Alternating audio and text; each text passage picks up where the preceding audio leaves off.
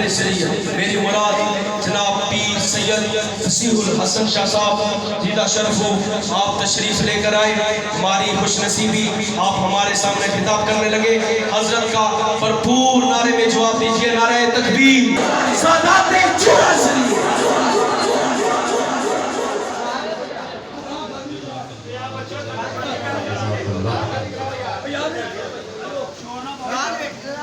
اپنی جگہ پہ تشریف فرما ہوں۔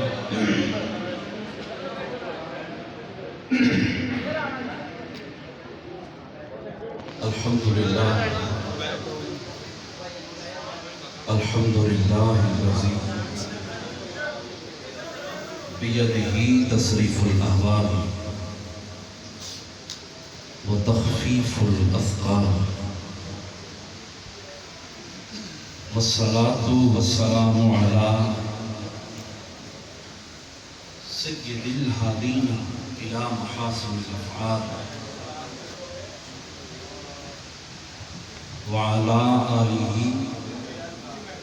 وصحبہ المضارعین له في الصفات والاعمال، اما بعد فاعوذ باللہ من الشیطان الرجیم، بسم اللہ الرحمن الرحیم، قل لا اسألكم علیہ اجرا الا المودۃ فی القربى، صدق اللہ العظیم۔ ان اللہ وملائکتہ یصلون علی النبی یا ایھا الذین آمنوا صلوا علیہ وسلموا تسلیما۔ درود پاک بآواز بلند پڑھو، الصلاۃ والسلام علیک یا سیدی یا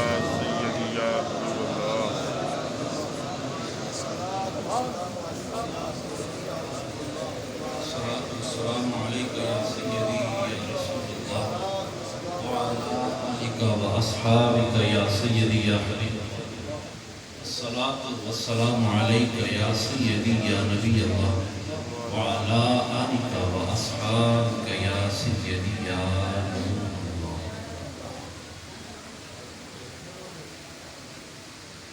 محترم سامعین کرام،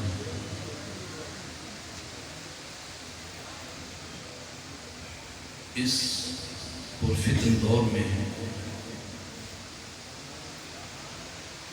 نئے نئے فتنے جنم لے رہے ہیں۔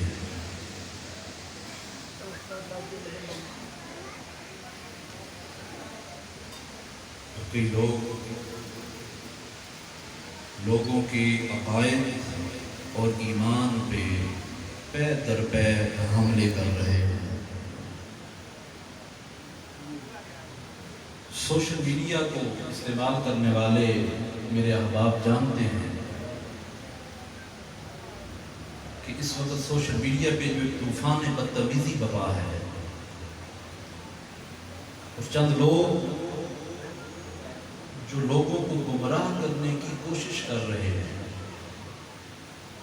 وہ سوشل میڈیا کے یوزر اس بات سے بخوبی واقف ہیں۔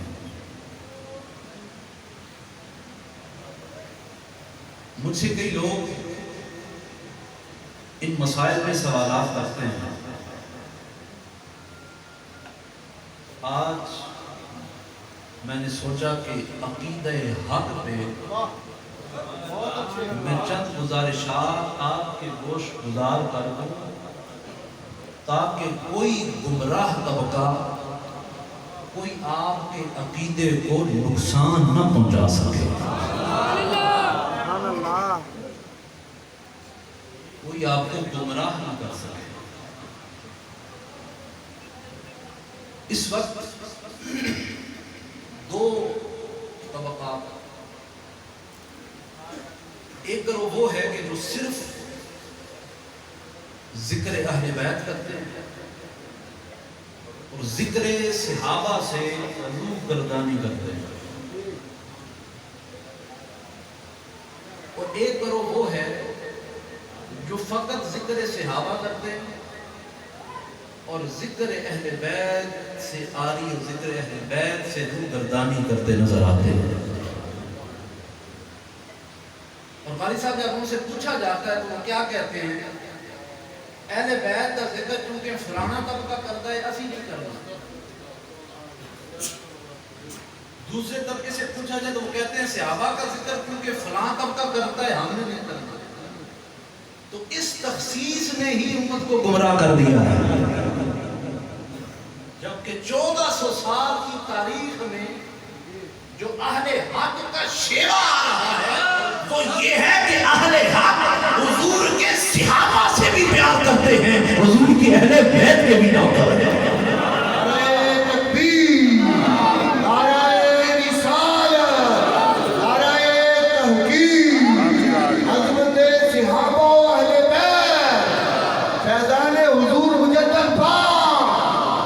اہل حق کا شیوا ہے.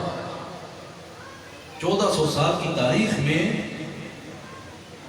کمال یہ نہیں کہ بغض صحابہ یا بغض اہل بیت دل میں ہو پھر دوسری طرف محبت ہو.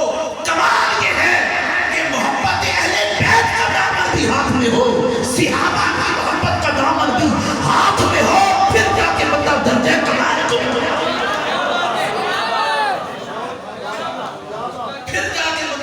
کمال کو پہنچتا ہے. سمجھنے کا میرے حضور نبی کریم صلی اللہ تعالی علیہ وسلم نے ارشاد فرمایا, لوگو انی ترکت فیکم الثقلین, میں تم میں دو بھاری چیزیں چھوڑ کے جا رہا ہوں. میرے حضور نے اعلان فرمایا انی ترکت فیکم الثقلین, صحابہ دو چیزیں چھوڑے جا رہا ہوں, بڑی وزنی ہے, بڑی بھاری ہے. وہ دو چیزیں کون سی ہیں؟ کتاب اللہ وعطرتی اہل بیتی. ایک قرآن چھوڑے جا رہا ہوں, دوسرا اپنی آل چھوڑے جا رہا ہوں. ایک قرآن چھوڑے جا رہا ہوں, دونوں لازم و ملزوم ہیں. قرآن کو چھوڑا, اہل بیت کو پکڑا, پھر بھی گمراہ ہو. اہل بیت کو پکڑا, قرآن کو چھوڑا, پھر بھی گمراہ ہو. فرمایا اگر تم صرف قرآن کو پکڑو گے نا, اہل بیت کو چھوڑ کر, قرآن تمہیں سمجھ نہیں آئے گا.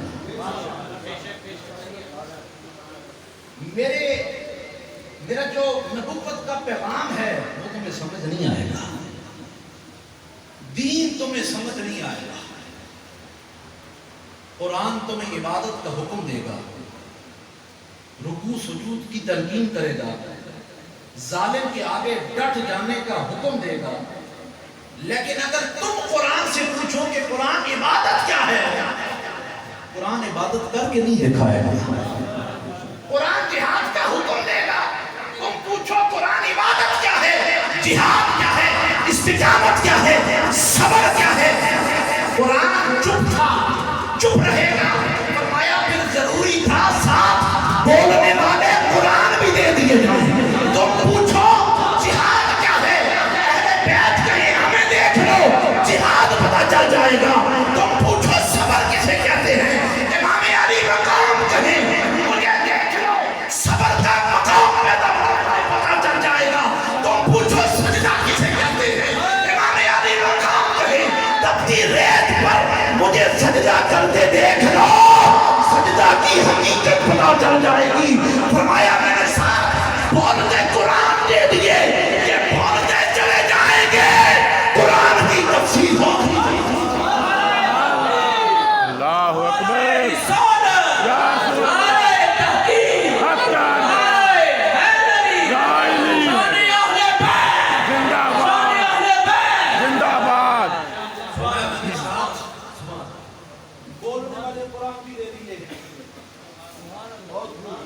چلے جائیں گے, قرآن کی تفسیر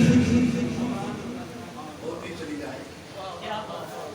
اور پھر حضور نے شاہ فرمایا جو تفسیر طویل نہیں گرایا. میرے کریم آقا علیہ السلام نے شاہ فرمایا جو میری اور میرے اہل بیت کی محبت لے کر دنیا سے جائے گا, جس کے دل میں میرے مصطفیٰ کی محبت ہوگی, جس کے دل میں حسنین کریمین کا پیار ہوگا, جس کے دل میں حیدر کرار کی محبت ہوگی, جس کے دل میں سید کائنات کا ادب و پیار ہوگا, کہ فرمایا جو اس حال میں دنیا سے گیا کہ اس کا دل لبریز ہے میری محبت اور میرے آل کی محبت سے، فرمایا جب وہ مرے گا وہ جس حال میں بھی مرے، وہ جس حال میں بھی مرے اللہ اسے شہادت کا درجہ عطا کرے۔ یہ محبت کا سبب ہے۔ اور پھر فرمایا وہ جب قبر میں جائے گا تو جنت کی کھڑکی کھول دی جائے گی، فرمایا تب تک اسے موت نہیں آ سکتی جب تک اللہ اسے گناہوں سے توبہ کی توفیق نہیں دے دے۔ پھر فرمایا جب وہ مرے گا محبت والا تو جب قبر میں جائے گا اللہ تعالیٰ فرشتوں کو اس کی قبر پہ متعین فرما دے گا، قیامت تک فرشتے اس کے لیے مغفرت کی دعائیں کریں گے۔ اور اس کے اندر سائنس حضور نے فرمایا جو میری اور میرے اہل بیت کی ساتھ بغض کی حالت میں دنیا سے جائے گا، قیامت کے دن کیا ہوگا؟ آئسم من رحمت اللہ، اس کے ماتھے پہ لکھا ہوگا یہ وہ شخص ہے جسے اللہ نے اپنی رحمت سے محروم کر دیا ہے۔ حضور نے فرمایا وہ جنت کی خوشبو بھی نہیں سونگھ پائے گا۔ ارے جن کا مقام اور جن کی فضیلت بیان کرنے کے لیے میرے مصطفیٰ نے ہاتھ پکڑ کے فرمایا ہو من کنتم مولا ہو فعلی مولا، جن کا حضور امت کا مولا بنا دیں امت ان سے کیسے پھر سکتی ہے؟ جن کے بارے میں مصطفیٰ فرما دیں النظر الی وجہ علی عبادت، ذکر علی عبادت، اور جس کے چہرے کو دیکھنا عبادت ہو، جس کا ذکر کرنا عبادت ہو، مومن اپنے آپ کو اس عبادت سے محروم کیسے رکھ سکتا ہے؟ مولا حیدر کرار کی تو وہ ذات ہے کہ غیر مسلموں نے بھی ان کی شان میں اپنے لب بھی کھولے ہیں، اپنے قلم کو بھی ہلایا ہے۔ ایک انڈیا کی ہندو شاعرہ ہے، مسلمان نہیں ہے، اس نے مولا حیدر کرار کی بارگاہ میں نذرانہ عقیدت لکھا ہے۔ وہ لکھتی ہے کہ نثار مرتضیٰ ہوں پنجتن سے پیار کرتی ہوں، نثار مرتضیٰ ہوں پنجتن سے پیار کرتی ہوں، خزان جس پہ نہ آئے اس چمن سے پیار کرتی ہوں۔ اور عقیدہ وہ ہندو ہے، کہتی ہے عقیدہ مذہب انسانیت میں کب ضروری ہے، میں ہندو ہوں مگر ایک بت شکن سے پیار کرتی ہوں۔ اب توجہ رکھیں، ہندو بتوں کو پوجتے ہیں اور میرے مولا نے بتوں کو، وہ کہتا ہے میں ہندو، وہ کہتی ہے میں ہندو ہوں مگر ایک بت شکن سے پیار کرتی ہے۔ اور پھر لکھتی ہے کہ اللہ سے ایک حرف جلی مانگ رہی ہوں،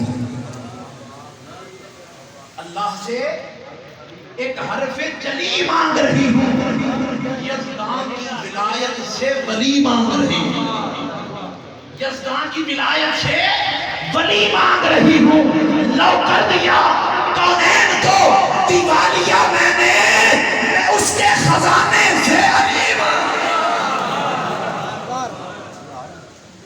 علماء نے لکھا ہے کہ وہ مٹی جس پر حضور کا جسد اقدس ہے اس کا مدینہ منورہ میں، وہ مٹی رب کے عرش سے بھی اثر والا ہے۔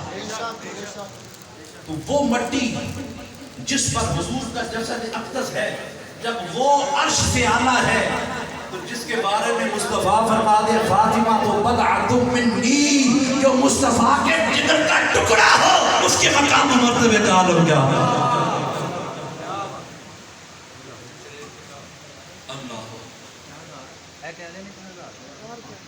تو دوستان محترم، حضور نے ارشاد فرمایا کہ میری فاطمہ جنت کی عورتوں کی سردار ہے، ان الحسن والحسین سیدہ شباب اہل الجنہ، اور میرے دونوں شہزادے حسن و حسین جنت میں نوجوانوں کے سردار ہیں۔ تو دوستو ہم جب یہاں پہ ان کی غلامی میں زندگی بسر کریں گے جنت میں، تب ہی ان کی غلامی میں جنت میں ہمارا بس کرنا ہو سکتا۔ لیکن اس وقت کچھ لوگ انہوں نے خود ساختہ یہ معیار محبت بنا لیا قاری صاحب، کچھ لوگوں نے خود ساختہ معیار محبت بنا لیا ہے. وہ کہتے ہیں کہ حب اہل بیت کے معیار پہ ہم تب اتریں گے جب معاذ اللہ بغض صحابہ دل میں ہوگا. انہوں نے یہ جھوٹا باطل اور خود ساختہ ان کا معیار ہے. جب تک بغض صحابہ دل میں نہ ہو حب اہل بیت کے معیار پہ ہم پورا نہیں اترتے. اور پھر قاری صاحب مجھ سے لوگ سوال کرتے ہیں تو میں انہیں ایک ہی جواب دیتا ہوں کہ مشاجرات صحابہ پہ ہمیں گفتگو کرنے کی ضرورت ہی کیا ہے؟ جو فروعی مسائل ہیں ان پہ گفتگو کرنے کی، الجھنے کی، بحث و مباحثہ کرنے کی ضرورت ہی کیا ہے؟ جب ہمارے ائمہ نے، ہمارے متقدمین نے، متاخرین نے، ہمارے اولیاء نے، ہمارے صوفیاء نے، ہمارے فقہاء نے جن معاملات پہ سکوت اختیار کی ہے آپ ان پہ خاموشی اختیار کریں. میں ایک ہی بات کہتا ہوں، اگر کسی کے دل میں بغض صحابہ ہے اور وہ صحابہ پہ طعن و تشنیع کرتا ہے تو قیامت کے دن کیا اس سے سوال ہوگا کہ تم میرے فلانے صحابی پہ طعن و تشنیع کیوں نہیں کی؟ یقیناً یہ سوال نہیں ہے. لیکن ایک بات یاد رکھنا، جن پر طعن و تشنیع کر رہے ہو، جن کا بغض سینے میں پال رہے ہو، اگر قیامت کے دن وہ صحابہ کی صف میں کھڑے ہوں تب سوال ہوگا وہ ان کے بارے میں بھونکتا تھا، یہ تو صحابہ کے ساتھ مل کے بیٹھے. عقل مند رہا اشارہ کافی ہے. پھر یہ سوال ہوگا فروعی معاملات میں الجھنے کی ضرورت ہی کیا ہے؟ لیکن کئی بدبخت لوگ صحابہ پہ طعن و تشنیع کرتے ہیں. حضور نے ارشاد فرمایا لا تسبوا اصحابی فلو ان احدکم انفق مثل احد ذهبا ما بلغ مد احدهم ولا نصيفه. میرے حضور نے ارشاد فرمایا جو صحابہ نے ایک مٹھی اللہ کے راستے میں خیرات دیا نا، اس کے مقابلے میں تم کو پہاڑ جتنا سونا خیرات کر دو وہ ان کی مٹھی تمہارے اس سونے پہاڑ سے افضل ہو جائے گا. اور پھر اگر کسی کو صحابہ پہ طعن و تشنیع کرتے سنو تو میرے مصطفیٰ کی حدیث سنو. حضور نے فرمایا اذا رأیتم الذین یسبون اصحابی، جب تم سنو کہ کوئی میرے صحابہ کو گالی دے رہا ہے، طعن و تشنیع کر رہا ہے، تم کیا کرو؟ فقولوا لعنت اللہ علی شر، تم کہو لعنت ہو تمہارے. تو صحابہ پہ طعن و تشنیع کرنے سے صحابہ کے مقام میں کوئی کمی بولیے. وہ تو رضی اللہ عنہم ورضوا عنہ کے تحت مقام پا گئے. اب جو ان پہ طعن و تشنیع کرے گا وہ اللہ کی غضب، وہ اللہ کے غضب کا اپنے آپ کو حقدار ٹھہرا دے گا. اس لیے حضور نے ارشاد فرمایا مثل اصحابی مثل النجوم، میرے صحابہ ستاروں کی طرح یہتدی بہا فأیہم اخذتم بقولہ اہتدیتم. حضور نے فرمایا میرے صحابہ ستاروں کی مانند ہیں، تم جس کے قول کو پکڑو گے اہتدیتم، ہدایت پا جاؤ گے. ستارے کیا کام کرتے ہیں؟ راستے جگمگاتے ہیں. ستارے راستے جگمگاتے ہیں. حضور کے صحابہ لوگوں کے ایمان کو جلا بخشتے ہیں.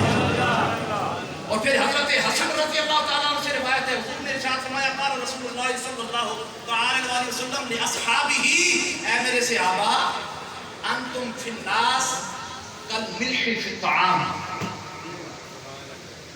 یہ سارے حوالے میرے پاس موجود ہے، میں دے سکتا ہوں، ابھی ٹائم نہیں ہے اس لیے اختصار کے ساتھ بیان کرتا جا رہا ہوں.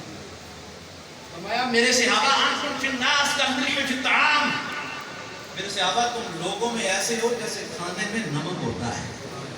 مولا حسن فرماتے ہیں کہ جس اگر کھانے میں نمک نہ ہو وہ کھانا بے ذائقہ ہو جاتا ہے، اور اگر دل میں بغض صحابہ ہو وہ ایمان بے لذت ہو جاتا ہے.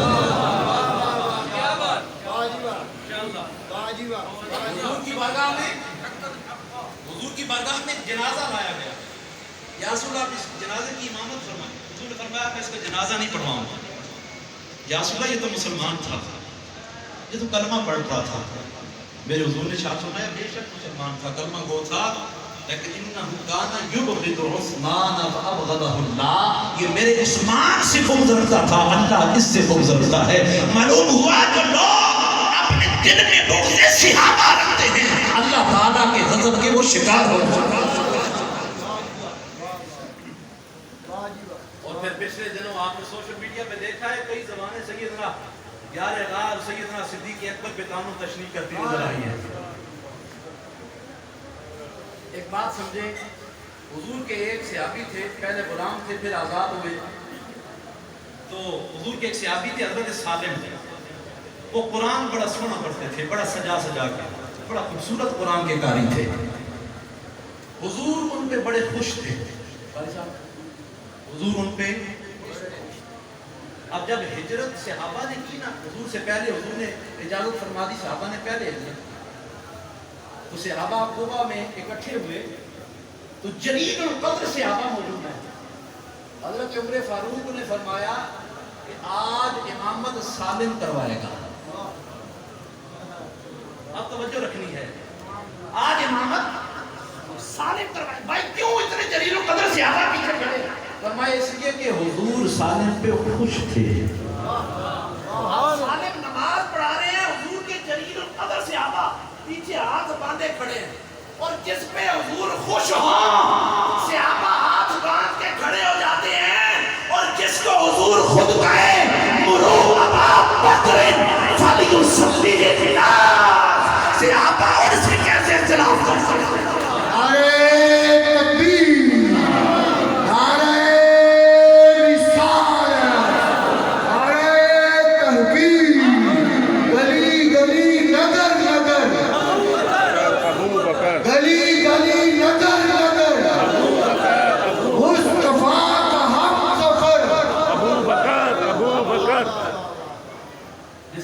مصطفیٰ خود فرما دے مرو ابا بکر, اے ابو بکر چلو فلیصلی للناس, میرے ابو بکر کو کہو میرے امتی کو, میرے صحابہ کو نماز پڑھائیں. صحابہ ان سے اختلاف کیسے کر سکتے ہیں؟ پھر حضور کی اگلی حدیث پاک حضور فرماتے ہیں لا ينبغي لقوم منهم ابو بکر ان یؤمهم غیرہ, جس قوم میں ابو بکر موجود ہو اس قوم کو زیب نہیں دیتا ابو بکر کے ہوتے ہوئے مصلی پہ کوئی اور کھڑا ہو. حضرت عائشہ صدیقہ فرماتی ہیں, آپ فرماتی ہیں سید عائشہ صدیقہ فرماتی ہیں, آپ فرماتی ہیں کہ حضرت عمر بن خطاب فرماتے تھے ابو بکر خیرنا و سیدنا و احبنا الی رسول اللہ, اور ابو بکر ہم سب سے بہتر تھے, ہمارے سردار تھے, ہم سب میں سے زیادہ رسول اللہ کو پسند کرتے تھے.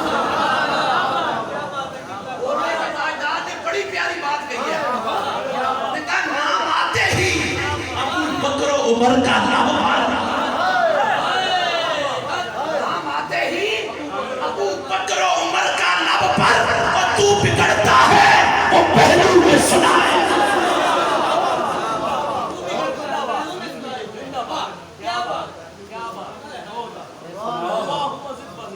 تو بگڑتا ہے وہ پہلو میں سنائے.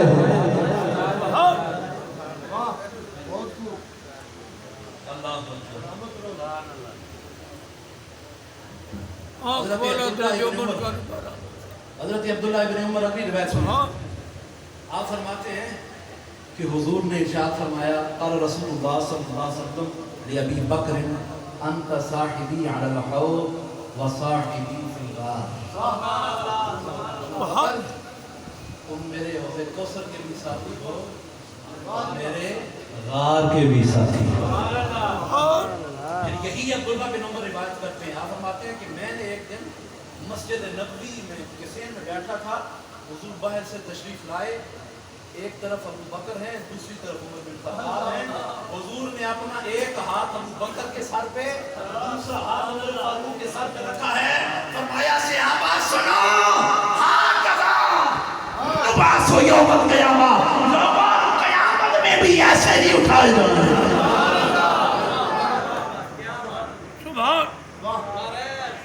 وہاں پہ حضرت سعد بن سعد فرماتے ہیں، آپ فرماتے ہیں کہ حضور نے ارشاد فرمایا